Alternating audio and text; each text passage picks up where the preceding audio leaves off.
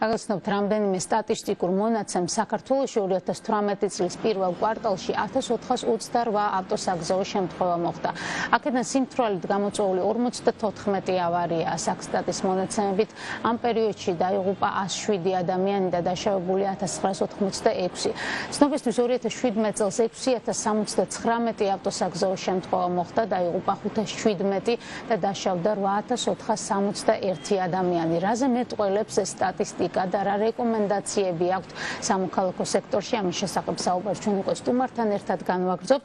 ტრანსპორტის და გზების ასოციაციის ხელმძღვანელი დავით მესხიშვილი არის ჩვენი სტუმარი. დავით, მოგესალმებით, მადლობა რომ მონაწილეობთ გადაცემაში.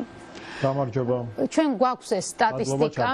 რა ტენდენციაზე შეიძლება ვილაპარაკოთ ამ მონაცემების მიხედვით? თქვენ დღეს რეკომენდაციების გარკვეული ნაწილი გამოაქვეყნეთ სოციალურ ქსელში. მე მინდა რომ ეს ყველა თემა გავიაროთ, მაგრამ დავიწყოთ იმით, რა მდგომარეობა გვაქვს სტატისტიკურად და არის თუ არა რამე გამოკვეთილი ტენდენცია ავტოსაგზაო შემთხვევების კუთხით. ხო, ყველაზე ცოტა ავტოსაგზაო შემთხვევა და ასე ვთქვათ, კლების ტენდენცია შეინიშნებოდა 2011 წელს და 2011 წლიდან არის ძალიან მზარდი სამწუხაროდ კატასტროფულად გაიზარდა ავტოსაგზაო შემთხვევების როგორც რაოდენობა, ასევე გარდაცვლილთა და დაშავებულთა და დასახიჩრებულთა რაოდენობა. შარშან შეინიშნებოდა კლების ტენდენცია ავტოსაგზაო შემთხვევების რაოდენობის თვალსაზრისით. ეს არის გამოწვეული იმ რეფორმების, რომელიც გატარდა და გახსოვთ ალბათ თქვენ ქულათა სისტემა, უკონტაქტო პატრულირება და ასე შემდეგ.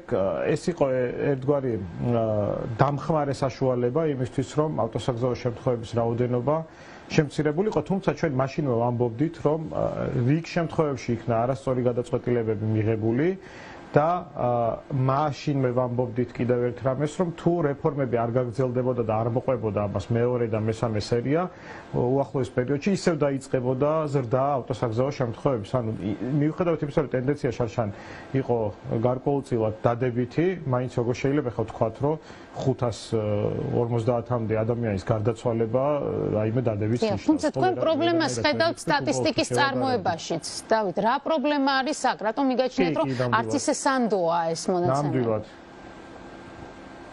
კი, ნამდვილად სანდო არის დაღუპულთა მონაცემები, იმიტომ რომ ეს ფიქსირდება, მაგრამ სანდო არ არის მიზეზების სტატისტიკა ავტოსაგზაო შემთხვევების, იმიტომ რომ არ ხდება შევსება იმ სპეციალური ბარათის და ეს სხვათა შორის აუდიტის დასკვნაშიც არის მითითებული. მაგალითად ხდება ავტოსაგზაო შემთხვევა, ხო? ყოველთვის მიდის ჯგუფი და იწყებენ გამოძიებას იმართულებით ძღოლმა რა დააშავა.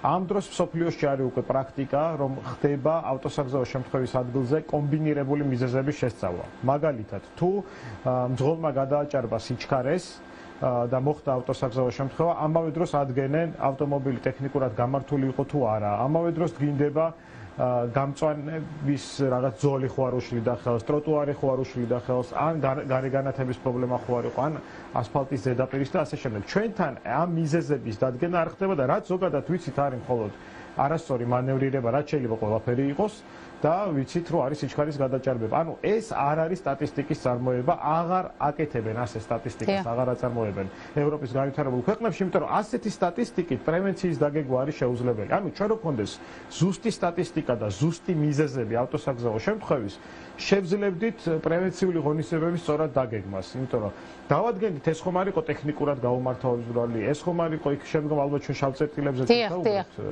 რომელიც ასევე ძალიან აგვახსენეთ, რას ნიშნავს ეს შავი წერტილები? დიახ, და როგორ ხდება მათი იდენტიფიცირება, ასე ვთქვათ, და შემდეგ უკვე როგორი უნდა იყოს რეაგირება მათზე? კი, ეს შავი წერტილები პირდაპირ მიბმულია ასევე ამ სტატისტიკის საკითხებზე. შავი წერტილები არის ის ადგილები, სადაც ხდება ბევრი ავტოსაგზაო შემთხვევა. სამწუხაროდ ჩვენ ამის დეფინიციაც კი არ გვაქვს კანონმდებლობის დონეზე, ანუ არ ვაღიარებთ ამ შავი წერტილების არსებობას. მართალია შინაგან საქმეთა სამინისტრო მაგალითად აქვეყნებს პრობლემატურ ადგილებს, მაგრამ არ არის მითითებული კონკრეტული ლოკაციები, ანუ მითითებულია გზატკეცილი, მითითებულია ქუჩა და ასე შემდეგ. ევროკავშირის ქვეყნებში ითვლება, ესე ზოგადად რო ვთქვათ, შავ წერტილად ადგილი, სადაც 2 თვის განმავლობაში მოხდება 3 ან 4 ავტოსაგზაო შემთხვევა.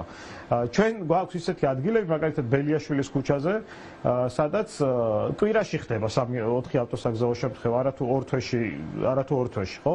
არ გვაქვს ამ შავი წერტილების იდენტიფიცირება, ანუ ეს ის ადგილებია, სადაც ხდება ბევრი ავტოსაგზაო შემთხვევა, წესით რას უნდა ვაკეთებდით ასეთ დროს?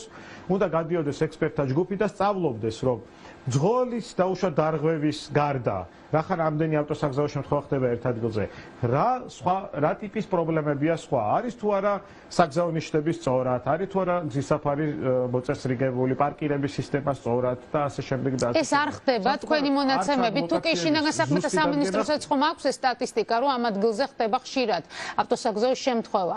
იკვლევენ ისინი ამ ადგილებს?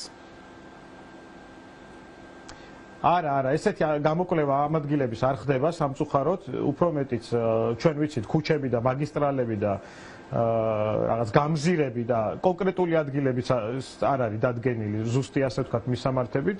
ყოველ შემთხვევაში ეს ცნობილი არ არის ასე. აუდიტის დასკვნაშიც ეს წერია, რომ არ ხდება კონკრეტული ლოკაციების განსაზღვრა, რაც საშუალებას მოგცემდა ჩვენ, რომ იმ კონკრეტულ ადგილებზე შეგვესწავლა ეს პრობლემები. ანუ ამაში გვაქვს ძალიან სერიოზული ჩამორჩენა სტატისტიკის წარმოებაში.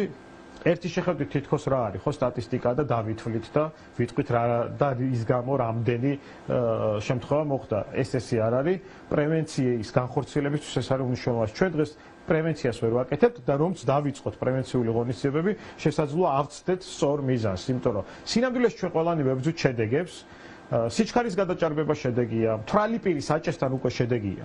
ასე რომ მიზეზებს უნდა ვებრძოდეთ და არა შედეგებს. გასაგებია, დავით, რატომ მიიჩნევთ, რომ პრობლემა არის კოორდინაცია სხვადასხვა უწყებებს შორის? თქვენ რამდენჯერმე უკვე ახსენეთ შინაგან საქმეთა სამინისტრო და პრინციპში ეს უწყება არის მთავარი პასუხისმგებელი აი მთელ ამ სფეროზე. არის სხვა უწყებებში გადანაწილებული ეს პასუხისმგებლობა და გვაქვს კოორდინაციის პრობლემა? დიახ.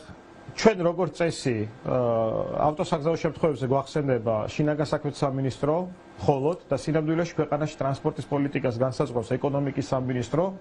ტრანსპორტის ნაწილი, ასე ვთქვათ, სფეროს განსაზღვრავს ინფრასტრუქტურის სამინისტრო. დამონაბოლქვის ნაწილში ის ეხება გარემოს დაცვის სამინისტროს, ქალაქში ინფრასტრუქტურის ნაწილში ის ეხება თბილისის და სხვა მუნიციპალიტეტებს. ანუ ტრანსპორტის სფერო მიმობნეულია უამრავ უწყებაში, მათ შორის კოორდინაცია არის ცუდი, არადამაკმაყოფილებელი ჩემი აზრით და დღეს ჩვენ არ გვაქვს ტრანსპორტის განვითარების გეგმა, საერთოდ საქართველოს არ გააჩნია, გვაქვს რაღაც ყოველწლიური გეგმები, მაგალითად საგზაო უსაფრთხოების მიმართულებაში და ამის კომისია არის შექმნილი უწყებად შორის ზუსტად ეკონომიკის სამინისტროში, მაგრამ ეს არ არის საკმარისი. ამაზე ჩვენ რეკომენდაცია მოგცა მსოფლიო ბანკმა, ამაზე რეკომენდაციას გვაძლევს ჩვენი კოლეგები, მათ შორის მაგალითად ლიტვიდან, რომლებმაც დანერგეს საგზაო უსაფრთხოების ერთ-ერთი საუკეთესო სისტემა ლიტვაში და ერთ-ერთ ასე ვთქვათ წარჩინებულ ქვეყანად ითვლება დღესდღეობით ლიტვა საგზაო უსაფრთხოების საქმეში, ყველა გვაძლევს ერთ და იგივე რეკომენდაციას. და რა გახდა ასეთი, რომ ეს მოვაწესრიგოთ, რომ იყოს საგზაო უსაფრთხოებაზე პასუხისმგებელი სტრუქტურა, არა კომისია ან საბჭო, არამედ სტრუქტურა, რომელიც მიიღებდა გადაწყვეტილებებს და ამავე დროს დააწესებდა მონიტორინგს, ხო, დაგეგმავდა პრევენციულ ღონისძიებებს, დაგეგმავდა სოციალურ კამპანიებს, დაგეგმავდა განათლების სისტემას შეცვლილებებს და ასე შემდეგ და ასე შემდეგ. გასაგებია. დავით, მოდით გადავიდეთ მძღოლის მომზადებაზე და მძღოლის უნარებზე. დღეს საკმაოდ რთულია გამოცდის ჩაბარება, ყოველ შემთხვევაში ნამდვილად ვერ შევადარებთ იმ სიტუაციას, როდესაც მართლაც მართვის მოწმობა სახლში მისდიოდათ ახალგაზრდებს. ხომ მაშინ სად არის პრობლემა? დიახ, იმ ბოლო ნაწილში ერთ წინადადებას დავამთავრე, ჩვენი აზრით ტრანსპორტის ფუნქციები უნდა იყოს ერთ სისტემაში თავმოყრილი და იყოს ისე, როგორც ევროპის ბევრ ქვეყანაშია და საქართველოში არსებობდეს ტრანსპორტისა და ინფრასტრუქტურის სამინისტრო. ერთხელ და სამუდამოდ. ცოტა დრო გვაქვს და გთხოვთ, რომ აი მართვის მოწმობებზეც მოკლედ გითხარით თქვენი აზრი. კი ბატონო, რაც შეეხება მართვის მოწმობას, ძალიან მოკლედ, დღეს მართვის მოწმობას იღებს აბსოლუტურად უცოდინარი ადამიანი, არ არის ცოდნა საჭირო იმისთვის, რომ აიღოთ მართვის მოწმობა. მართვის მართვის მოწმობას იღებს ადამიანი და მერე სწავლობს საჭის მართვას ავტოსკოლაში. აი ეს მთლიანი სიმახინჯე, როგორც მოდელი არის სასწრაფოდ შესაძლებელი. ანუ ეგრეთ წოდებული ავტოსკოლებია, რომლებიც ხრიკების და კოდირების გზით გასწავლიან ისე, რომ თქვენთვის უცხო ენაზეც რომ იყოს ტესტი შედგენილი, თქვენ მის ჩაბარებას ახერხებთ. უკვე რამდენი თვეა ვსაუბრობთ იმაზე, რომ გამოჩნდა პრაქტიკული გადავიდეს ქალაქში უნდა გაიაროს და ესეც რა თქმა უნდა ქალაქში გაიაროს. ამიტომ რეფორმა უნდა მოხდეს ასე ავტოსკოლების ლიცენზირება და მართვის მოწმობის საგამოსტო სისტემა მთლიანად შესაძლებელია. დიდი მადლობა. მადლობთ რომ დაგვითმეთ დრო. დაგემშვიდობებით ტრანსპორტის და გზების ასოციაციის ხელმძღვანელი დავით მესხიშვილი იყო ჩვენი სტუმარი. ახლა კი რეკლამა მაესტროზე, რომლის შემდეგაც გელოდებათ ბიზნესის სიახლეები ანა ცხოვრებოვასთან ერთად.